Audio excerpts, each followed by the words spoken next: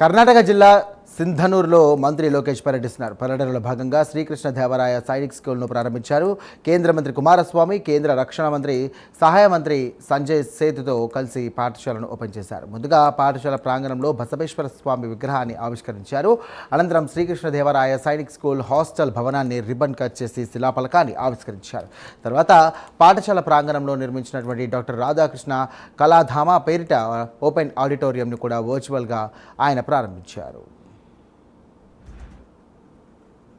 అనేది ఒక పవిత్రమైన భూమి. కర్ణాటక సాంప్రదాయాలు సంస్కృతి చాలా గొప్పది. కన్నడ తెలుగు ತುಂಬಾ ಸೇಮ್. ನಮ್ಮ ಸಂಸ್ಕೃತಿ ಕೂಡ ಸೇಮ್. ఆంధ్ర కర్ణాటక అన్న తమ్మన్న తార. శ్రీ కృష్ణదేవరాయల సైనిక్ స్కూల్ ప్రారంభోత్సవం సందర్భంగా ఈ సమావేశానికి విచ్చేసిన మీ అందరికీ పేరు పేరున నా హృదయపూర్వక నమస్కారాలు. ఈరోజు నేను ఆంధ్ర రాష్ట్ర విద్యాశాఖ మార్చులుగా ఇక్కడ రాలేదు. ఒక భారతీయుడిగా నేను మీ ముందల నుంచుంటున్నాను. ఇక్కడ ఎంతో మంది తల్లిదండ్రులు ఉన్నారు.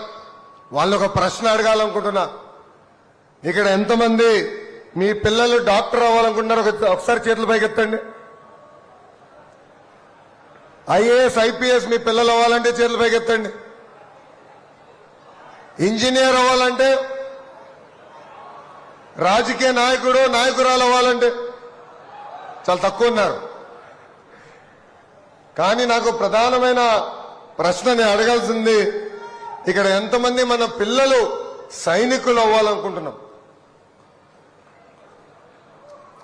ఈరోజు మనందరం ఇక్కడ నుంచి మాట్లాడుకోగలుగుతున్నామంటే, ఇక్కడ నుంచుని ఈ సమావేశం ఏర్పాటు చేయగలుగుతున్నాం అంటే దానికి కారణం మన బార్డర్ దగ్గర సైనికులు మన కోసం పోరాడుతున్నారు.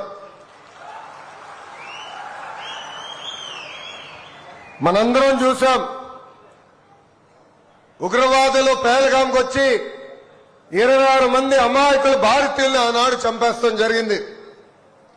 మన ప్రధానమంత్రి నరేంద్ర మోడీ గారు ఆపరేషన్ సింధూర్ అని ప్రకటించి పాకిస్తాన్ కి తగిన గుణపాఠం చెప్తాం జరిగింది.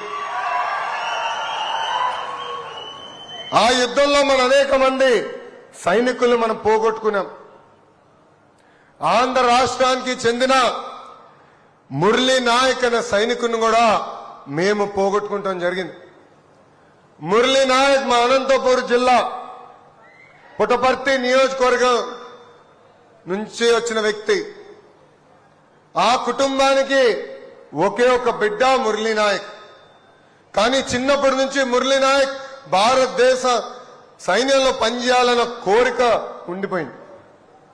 వాళ్ళ తల్లిదండ్రులు నాయక్ నీకు ఏమైనా అవుతే మా పరిస్థితి ఏంటి, మాకు అండగా ఎవరు నిలబడతారని అడుగుతాం జరిగింది. ఆనాడు మురళీ నాయక్ ఒకటే చెప్పాడు, భారతదేశం కోసం నా ప్రాణం పోతే మొత్తం భారతదేశం నాకు అండగా నిలబడుతుందని. మురళీ నాయక్ మన మధ్యలో లేకపోయి ఉండొచ్చు, కానీ మొత్తం భారతదేశం ఆ కుటుంబానికి